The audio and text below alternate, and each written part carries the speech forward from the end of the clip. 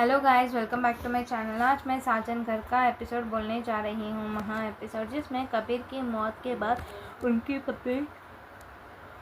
पूजा पर परिवार के दुख, गुस्से और सिलसिलावत साजिशों को पहाड़ टूट पड़ता है। कबीर के एक हादसे में गुजर जाने के बाद उसकी माँ वसुंधरा पूरी तरह टूट चुकी है और वो इस मौत का जिम्मेदार पूजा को ठहराती है, क्योंकि उनका मानना है कि पूजा की वजह से ही उन्हें सफ़र में देरी हुई थी। घर के माहौल को ख़राब होने से बचाने के लिए पूजा चुपचाप सब कुछ बर्दाश्त करती हुई आउट हाउस में रहने चली जाती है, जहां परिवार के चाचू उसकी समझदारी को देखकर फैसला करते हैं कि वो भी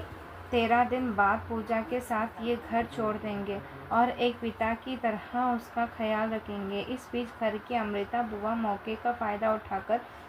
पूजा को ताना मारती है कि उसने खाने पीने पर पाबंदी लगाते हुए उनके लिए घर की रसोई हमेशा के लिए बंद कर देती हैं। वहीं दूसरी तरफ परिवार का दूसरा बेटा विवन पूजा की इस दलदल जैसी हालत और उसकी भूख प्यास को देखकर बेहद परेशान होता है, और अब जब उसे पता चलता है कि बुआ ने पूजा की थाली छीन ली है तो वो चुपके से उसे खाना पहुंचाने की कोशिश करता है और रात की ठंड में आउट हाउस में बेहोश पड़ी पूजा को अपना शॉल उड़ा देता है। अगली सुबह घर में कबीर की आत्मा की शांति के लिए गरुड़ पुराण का पाठ रखा जाता है, जहां पंडित जी कहते हैं कि विधि में पत्नी का बैठना अनिवार्य है। जब अमृता बुआ पूजा को बुलाने आउट हाउस जाती है तो वहां विवन का शॉल देखकर वो पूरी परिवार के सामने तमाशा खड़ा कर देती है और पूजा का चरित्र पर घिनौना आरोप लगाते हुए कहती है कि कबीर का सिंदूर मिटे बिना ही वो दूसरा भाई पर डोरी डाल रही है।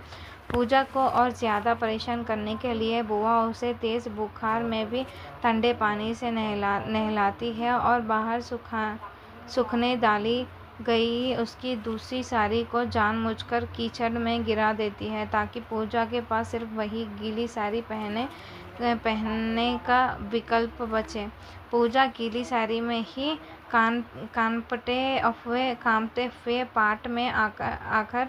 बैठती है और भगवान से प्रार्थना करती है कि जब तक उसकी सांसें चल रही हैं वो विश्वास है कि कबीर भी कहीं न कहीं जिंदा है। और कहानी के दूसरे मोड़ पर सच में कबीर को जिंदा और होश में आता हुआ दिखाया जाता है,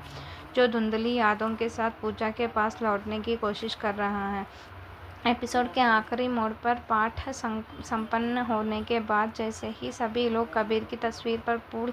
चढ़ाने बढ़ते हैं, बेहद कमज़ोरी और बुखार के कारण पूजा बेहोश होकर विवन की बाहों में गिर जाती है, जिसे देखकर अमृता बुआ एक बार फिर पूरे परिवार के सामने उसके रिश्तों को लेकर घिनौने भाषण शुरू कर देती है। अब अगला एपिसोड में क्या होने वाला है वो देखा जाएगा। तब तक please wait, watch and subscribe. Thank you so much.